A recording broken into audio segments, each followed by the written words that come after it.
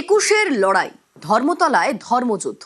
এবার 21শে জুলাই হাতছাড়া মমতা তৃণমূলের। 21শে জুলাইয়ের সভা করতে চেয়ে চিঠি নব তৃণমূলের। কলকাতা পুলিশকে চিঠি চেয়ারপারসন অরূপ রায়। নিউজ 18 বাংলা এক্সক্লুসিভ, নব তৃণমূলের চিঠি।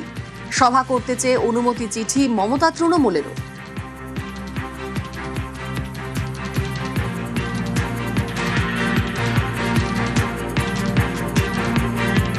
ক্ষমতায় আসার আগেও তো 21শে জুলাই হয়েছে, 2011 আগেও তো 21শে জুলাই হয়েছে, 2004 যখন মমতা বন্দ্যোপাধ্যায় একা সাংসদ, 2006 যখন আমরা মাত্র কয়েকজন তৃণমূলের বিধায়ক, তখনও তো 21শে জুলাই হয়েছে।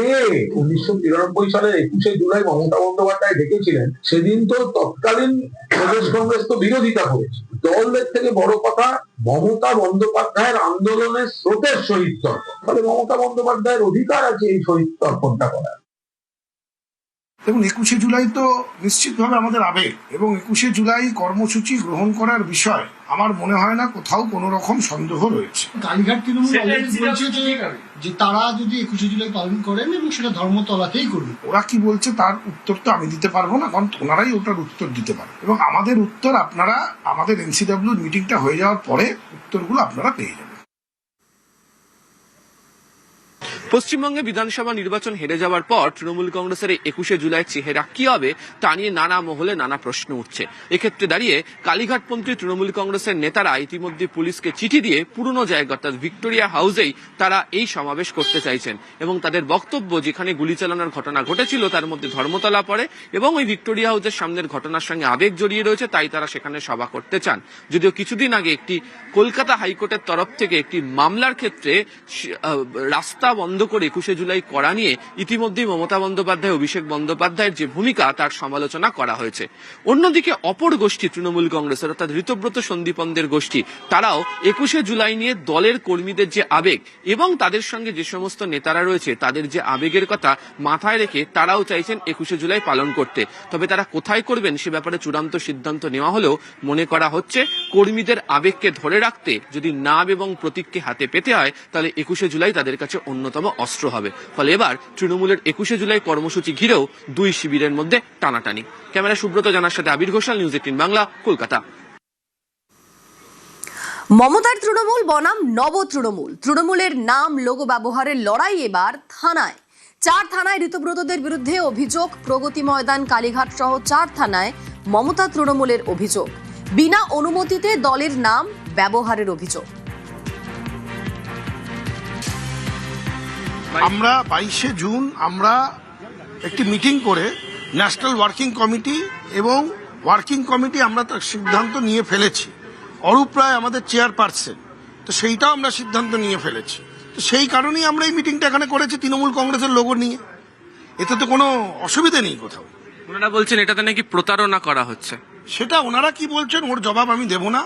আমরা সঠিক পথে আছি এবং যা করছি সেটা আইন মেনেই করছি, এটুকু আপনাকেই বলতে পারি। 22শে জুন নিউ টাউনের এক অভিজাত হোটেলে বৈঠক, যেখানে ঋতব্রত বন্দ্যোপাধ্যায় শিবিরের তরফ থেকে জাতীয় কর্মসমিতি তৈরি করা হয়। একই সঙ্গে আগামী দিনে অল ইন্ডিয়া তৃণমূল কংগ্রেস কিভাবে পরিচালিত হবে সেই বিষয়েও সেই বৈঠকে সিদ্ধান্ত নেওয়া হয়েছিল। সেই বৈঠকে মমতা বন্দ্যোপাধ্যায় ছবি না থাকলেও তৃণমূল কংগ্রেসের নাম এবং লোগো ব্যবহার করা হয়। 27শে জুন EM বাইপাসের দ্বারা এক বৈঠক, যেখানে কলকাতা পুরসভার বিভিন্ন কাউন্সিলরদের নিয়ে বৈঠক করায়। সেখানেও মমতা বন্দ্যোপাধ্যায়ের ছবি না থাকলেও অল ইন্ডিয়া তৃণমূল কংগ্রেস নাম এবং তৃণমূল কংগ্রেসের যে জোড়া ফুল সেই লোগো ব্যবহার করা হয়। মমতা বন্দ্যোপাধ্যায় এখনো পর্যন্ত দলের চেয়ারপারসন এই দাবি করে কালীঘাটপন্থী তৃণমূল কংগ্রেসের তরফ থেকে নেতৃত্ব একাধিক থানাতে অভিযোগ দায়ের করলো, এবং তাদের বক্তব্য জীবিত রয়েছেন মমতা বন্দ্যোপাধ্যায়, তিনি এখনো পর্যন্ত চেয়ারপারসন। তাহলে তার নাম কি করে সরিয়ে দিয়ে আলাদা করে কর্মসমিতি তৈরি করে বৈঠক করা হয়? এই বৈঠককে কার্যত অবৈধ এবং প্রতারণা করার শামিল এই অভিযোগ জানানো হয়েছে এই থানাতে। যদিও সেই অভিযোগকে কার্যত উড়িয়ে দিচ্ছে ঋতব্রত বন্দ্যোপাধ্যায় শিবির। তাদের বক্তব্য তারা যা করেছেন তা নির্বাচন কমিশনের নিয়ম এবং বিধি মেনেই করেছেন, এবং আগামী দিনে আইনি লড়াইয়ের ক্ষেত্রে তাদের কাছে যে হাতে প্রমাণ রয়েছে সেটাকে তারা বুঝিয়ে দেবেন। তো এই পরিস্থিতির মধ্যে ওই দিনকে দেখতে পাওয়া গিয়েছে কলকাতা পুরসভার একাধিক কাউন্সিলরদেরকে নিয়ে বিদ্রোহী তৃণমূল কংগ্রেসের বিধায়করা তারা বৈঠক করেছেন এবং সেই বৈঠক থেকে মূলত আগামী দিনে সাংগঠনিক বৃদ্ধি করে কিভাবে দল পরিচালনা হবে সেই বিষয় সংক্রান্ত বার্তা দেওয়া হয়েছে। ক্যামেরা সুব্রত জানার সাথে আবির ঘোষাল, নিউজ 18 বাংলা, কলকাতা। তৃণমূল কার? মমতা তৃণমূল নাকি নব তৃণমূলের? জুলাই মাসে চূড়ান্ত সিদ্ধান্ত। জুলাইয়ে নব তৃণমূলকে ডাকবেন স্পিকার। জাতীয় নির্বাচন কমিশনে আগেই দরবার দুপক্ষের।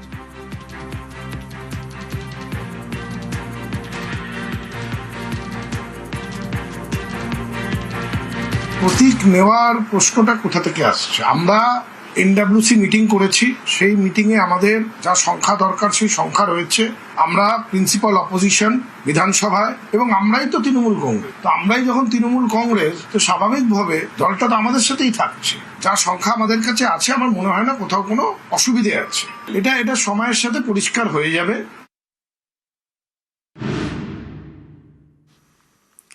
আসল তৃণমূল কারা? দলের নাম প্রতীক থাকবে কাদের হাতে? এবার বাংলায় মহারাষ্ট্র মডেল।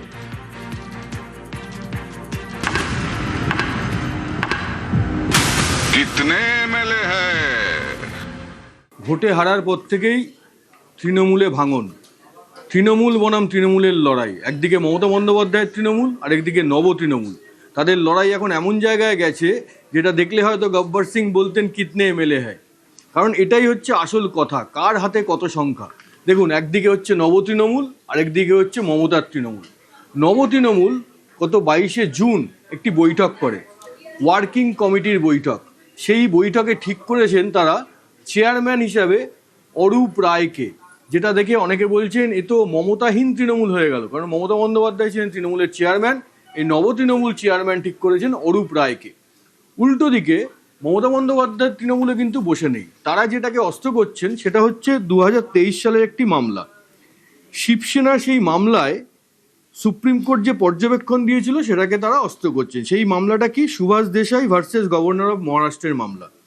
সেইখানে সুপ্রিম কোর্টের পর্যবেক্ষণে বলা হয়েছিল যে দলের প্রতীক আর ভাবমূর্তি দেখেই কোনো একজন প্রার্থীকে ভোটাররা জয়ী করেন।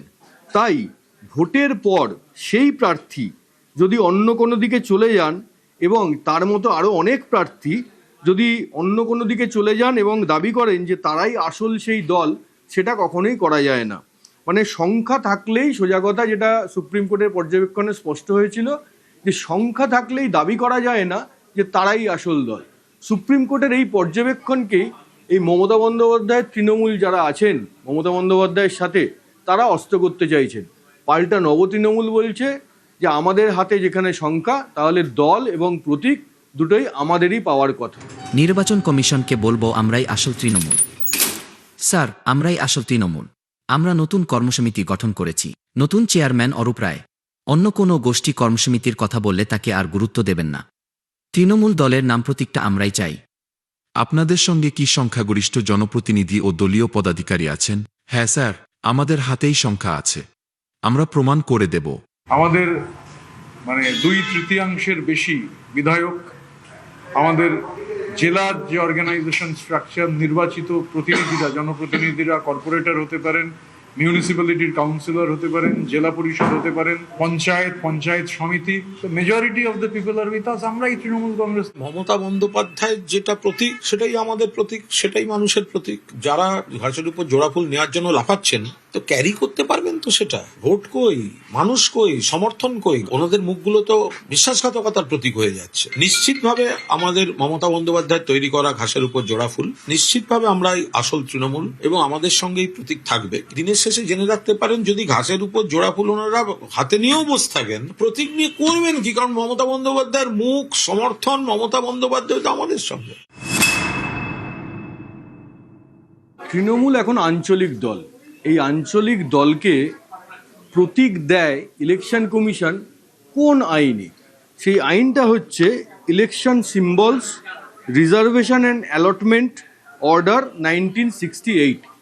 1968 সালের এই আইন মোতাবেক, এই আইনে যা লেখা রয়েছে সেই মোতাবেক আঞ্চলিক দলকে সিম্বল দেওয়া হয়, তাদের প্রতীক দেওয়া হয়। এবার দেখব সেই আইনে কি লেখা রয়েছে, কি কি শর্ত দেওয়া হয়, যেই শর্ত মানলে প্রতীকটা পাওয়া যায়। প্রথম যেই শর্ত, এক নম্বর শর্ত, সেটা হচ্ছে কি বিধানসভায় মোট ভোট যা পড়বে, মোট ভোটার নয়, যত ভোট পড়েছে তার 6% পেতে হবে এবং অন্তত 2জন এমএলএ থাকতে হবে।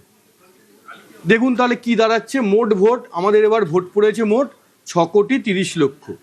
এর যদি 6% করি সেটা দাঁড়াচ্ছে 37,80,000। এই 37,80,000 কি নব তৃণমূল বা মমতা বন্দ্যোপাধ্যায়ের তৃণমূল পেয়েছে? দেখা যাক। 37,80,000টা পেতে হবে। তাহলে নব তৃণমূল যেটা দাবি করছে তাদের কাছে অন্তত 65 জন বিধায়ক রয়েছে। আমি সেটাকে অতদূর ধরলাম না, আমি ধরলাম তাদের কাছে 60 জন বিধায়ক রয়েছে এবং ধরে নিলাম যে 60 জন বিধায়ক মানে এরা সবাই ভোটে জিতেছেন। যারা ভোটে জেতেন তারা অন্তত 80 থেকে 1 লাখের মধ্যে অন্তত ভোট তো পান। তো আমি কমটাই ধরছি, তাহলে 60 জন বিধায়ক আর 80,000 মিলে এটাকে গুণ করলে হয় 48 লক্ষ। আমি আরও কমিয়ে যদি ধরি এটাকে, আমি ধরলাম 40 লক্ষ। উল্টো দিকে তাহলে কি দাঁড়ায়, মমতা বন্দ্যোপাধ্যায় তৃণমূল, সেখানে এখানে যদি 60 হয় তাহলে বাকি 20 যদি মমতা বন্দ্যোপাধ্যায়ের পাশে আছে ধরে নিই, তাহলে সেই 20 জন যদি 1 লক্ষ করে ভোট পেয়ে থাকেন তাহলে 20 × 1 লক্ষ মানে 20 লক্ষ, কিন্তু দরকার হচ্ছে 37 লক্ষ। তাহলে 37,80,000 প্রায় 38 লক্ষ দরকার। দেখা যাচ্ছে যে নব তৃণমূলের হাতে কিন্তু তার বেশি রয়েছে, প্রায় 48 লক্ষ বা অন্তত 40 লক্ষ তো আছেই। কিন্তু মমতা বন্দ্যোপাধ্যায় তৃণমূলের হাতে যদি 20 জন বিধায়কও থাকেন তাহলেও দেখা যাচ্ছে এই ফিগারটায় কিন্তু তারা পৌঁছাতে পারছেন না, সেখানে অনেকটাই গ্যাপ রয়ে যাচ্ছে। এইটা হচ্ছে প্রতীক পাওয়ার প্রথম শর্তই। দলের প্রতীক পেতে আরেকটি শর্ত পূরণ করতে হয়। সেটা কি? সেটা হচ্ছে বিধানসভা ভোটে মোট আসনের 3%, অর্থাৎ যেই বিধানসভায় যত আসন সেই আসনের 3% অথবা 3টি আসন, এই দুটোর মধ্যে যেটা বেশি সেটা থাকতে হবে। তাহলে আমাদের পশ্চিমবঙ্গ বিধানসভা যদি আমরা হিসাব করি, পশ্চিমবঙ্গ বিধানসভায় মোট 294টি আসন, তার 3% মানে হচ্ছে 9। এই 9টি আসন, যেহেতু এটা 3-এর থেকে বেশি, তাহলে এটা অ্যাচিভ করতে হবে। এই 9টি আসন কিন্তু অবশ্যই নব তৃণমূলের হাতে আছে, সে তো বলাই বাহুল্য। এবং মমতা বন্দ্যোপাধ্যায় তৃণমূল শিবিরেরও দাবি তাদের কাছেও 9 জনের বেশি বিধায়কই রয়েছে। তাহলে এবার কি দাঁড়ালো, এই যদি পরিস্থিতি হয় তাহলে দুই পক্ষই গেল ইলেকশন কমিশনের কাছে। মহারাষ্ট্রের ক্ষেত্রে দেখা গেছে যে দুটোই যারা রিবেল অর্গানাইজেশন, ক্ষুব্ধ যারা, তারা জনপ্রতিনিধিদের নিয়ে যে সিদ্ধান্ত নিয়েছে তাতে সই সব থেকে বেশি জনপ্রতিনিধিদের ছিল বলে নির্বাচন কমিশনে তাদেরকেই সেই সিম্বল, দলের সিম্বল দেওয়া হয়েছে এবং তহবিলও দেওয়া হয়েছে। তৃণমূলের সঙ্গে জনপ্রতিনিধি, বিশেষ করে ওদের এমএলএ, কর্পোরেটর বলা আছে ওখানে, কর্পোরেটর মানে কর্পোরেশন বা পুরসভার এরা, এমপি সংখ্যায় আপাত দৃষ্টিতে তো কম। দলের হকদারকে যেটা নির্বাচন কমিশন ঠিক করবে। তৃণমূলে আমাদের সব থেকে বেশি এক দল থেকে আরেক দলে গেছে কিন্তু কোনোদিন নির্বাচন করেনি, পদও ছাড়েনি, তারা বিধায়ক পদে রয়ে গেছেন। বিরোধী দলের বিধায়ক পদে থেকে শাসক দলের বেঞ্চে গিয়ে বসেছে। তৃণমূলের সমর্থকরা যেটা বলছেন সেটা কিন্তু মূলত আইন নয়, মূলত নৈতিকতার প্রশ্ন। যদি দুটোই সংবিধান সম্মতভাবে গিয়ে থাকে তাহলে কোনটা গ্রহণযোগ্য সেই সিদ্ধান্ত নেওয়ার অধিকারী একমাত্র নির্বাচন কমিশন। সুতরাং সংবিধানকে খুব একটা পরোয়া করে তৃণমূল চলেছে, সংবিধান মেনে চলেছে, যা অন্যান্য যে কোনো দলের ক্ষেত্রে আমরা সংবিধানটাকে একটা মাপকাঠি রেখে বা ইয়ারস্টিক রেখে আমরা হিসেব করি। তৃণমূলের ক্ষেত্রে কখনো এটা শুনতে পাবেন না, এমনকি লোককে বহিষ্কার করছে কোন সংবিধানের কোন ধারা কি অনুযায়ী বহিষ্কার করলো সেটাও কথা কোনোদিন লেখা থাকে না। যদি ইলেকশন কমিশন কোনো সিদ্ধান্ত নিতে না পারেন, দুই পক্ষের বক্তব্যই যদি জোরালো হয়, তারা যদি সংখ্যা তুলে ধরতে পারেন, তাহলে কিন্তু ইলেকশন কমিশন এই সিম্বল এবং দলের নাম অর্থাৎ তৃণমূল, এই দুটোই ফ্রিজ করে দিতে পারেন। সেক্ষেত্রে নব তৃণমূল এবং মমতা বন্দ্যোপাধ্যায়ের তৃণমূল দুই পক্ষকেই নতুন দলের নাম ঠিক করতে হবে এবং নতুন প্রতীক ঠিক করতে হবে। এই একই জিনিস কিন্তু ঘটেছিল, এই বিবাদ যখন চলে এরকম ফ্রিজ করার উদাহরণ কিন্তু আমরা মহারাষ্ট্রে দেখেছি। মহারাষ্ট্রে 2022 সালে একনাথ শিন্ডে বেরিয়ে আসেন উদ্ধব ঠাকরের শিবসেনা থেকে এবং সেই বিবাদ চলছিল। কিন্তু 2022 সালের শেষের দিকে সেখানে একটি উপনির্বাচন হয়। সেই উপনির্বাচনে যেহেতু দলের নাম এবং প্রতীক কাদের কাছে থাকবে সেটা তখনও সেই বিবাদ মেটেনি, ইলেকশন কমিশন কোনো সিদ্ধান্তে পৌঁছাতে পারেননি, সেই জন্য ওই উপনির্বাচনে না উদ্ধব না শিন্ডে কোনো গোষ্ঠী শিবসেনার যে তীরধনুক প্রতীক সেটা ব্যবহার করতে পারেননি, তাদের আলাদা নাম এবং প্রতীক ব্যবহার করতে হয়েছিল। এবার তৃণমূলের ক্ষেত্রে কি হয় সেটাই দেখার। একটা দল ভেঙে গেল এবং যারা দল ভেঙে বেরিয়ে গেলেন তাদের হাতেই গেল দলের নাম ও প্রতীক। এই সাম্প্রতিককালে এরকম ঘটনা মহারাষ্ট্রে ঘটিয়েছেন একনাথ শিন্ডে। তিনি কি করেছিলেন, মহারাষ্ট্রে ভোট হয়েছিল 2019 সালে বিধানসভা ভোট। শিন্ডে মহারাষ্ট্রে শিবসেনা ছেড়ে বেরিয়ে আসেন 2022 সালে, ভাঙনটা হয়েছিল 2022 সালে। শিবসেনার 55 জন এমএলএ ছিলেন, শিবসেনা থেকে বেরিয়ে চলে আসেন শিন্ডের কাছে। এবং শুধু তাই নয়, বিধায়কই নয়, শিবসেনার এমপি ছিলেন 18 জন, তার মধ্যে 12 জনই শিন্ডের সঙ্গে শিন্ডের নৌকায় উঠে বসে। এই যে ঘটনাটা ঘটেছিল, তারপর শিন্ডে আবেদন জানিয়েছিলেন ইলেকশন কমিশনে যে তার কাছেই নাম এবং শিবসেনা দলের নাম এবং প্রতীকটা তার কাছে দেওয়া হোক। পাল্টা উদ্ধব ঠাকরেও বসে থাকেননি, তিনি ইলেকশন কমিশনে গিয়ে জানিয়েছিলেন যে তাদের যা সংবিধান, তাদের দলের যা সংবিধান, সেই সংবিধান মেনে এরকম করা যায় না।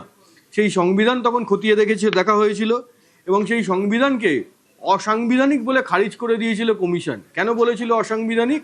তারা সেটা বলেছিল যে শিবসেনার সংবিধানে যেভাবে বিভিন্ন পদ এবং নেতা বিভিন্ন পদ পেতে পারেন, ক্ষমতায় থাকতে পারেন, যেইভাবে বর্ণনা যেই সংবিধান ঠিক করা হয়েছে শিবসেনার, সেটা একেবারেই সংবিধান মেনে হয়নি, অসাংবিধানিক, এরকমভাবে করা যায় না। এই যে এটাকে অসাংবিধানিক বলে দিল, তারপর একই সঙ্গে সেই কমিশন তখন শিবসেনার দলটির নাম অর্থাৎ শিবসেনা নামটি এবং তাদের যে প্রতীক তীরধনুক সেটা শিন্ডে গোষ্ঠীর হাতে তুলে দেয়। তারাই হয়ে যায় আসল শিবসেনা। কিন্তু এখানেই বিষয়টা থেমে থাকেনি, এর বিরুদ্ধে একে চ্যালেঞ্জ করে আবার কোর্টে মামলা হয়। সেই মামলার চূড়ান্ত ফয়সালা কিন্তু এখনো হয়নি। কিন্তু শিবসেনা, আসল শিবসেনা বলতে এখন সকলে শিন্ডেকেই বোঝেন, শিন্ডের শিবসেনাকেই বোঝেন। সিম্বল কে পাবে, যখনই মার্জার হবে, যখনই ডিমার্জার হবে, এটা কিন্তু ইলেকশন কমিশন অফ ইন্ডিয়ায় ডিসাইড করতে পারে। এখানে কিন্তু কোর্টেরও জুরিসডিকশন নেই। সাধারণ অবস্থায় বলা হয় যে নির্বাচিত জনপ্রতিনিধি এমএলএ এমপিরা কার পক্ষে আছেন, কিন্তু শুধু তাই নয়, অর্গানাইজেশনাল স্ট্রেংথ কার পক্ষে আছে, ইন্টারনাল ডকুমেন্ট, কনস্টিটিউশন কার পক্ষে আছে, সব দেখে কিন্তু একটা বিবেচনা করতে হয়। 2024-এ যে কেসটা হয়েছিল পাওয়ার, অজিত পাওয়ার এবং তার মধ্যে যে ফ্যাকশনটা হলো, সেখানে পরিষ্কার ইলেকশন কমিশন সিদ্ধান্ত নিয়েছিল অর্গানাইজেশন এবং ইলেক্টেড বডি এদেরকে নিয়ে একটা করেছিল। কিন্তু গোলমালটা বাঁধলো হচ্ছে 2023 সালে একনাথ শিন্ডে এবং উদ্ধব ঠাকরেকে নিয়ে। এখানে শুধুমাত্র নির্বাচিত প্রতিনিধিরা কাকে সাপোর্ট করছে দেখে ইলেকশন কমিশন একটা সিদ্ধান্ত নিল, সেটা কিন্তু আজও সুপ্রিম কোর্টে বিচারাধীন। এইবার এই মহারাষ্ট্র মডেল কি পশ্চিমবঙ্গে হতে চলেছে, সেটাই এখন দেখার। कितने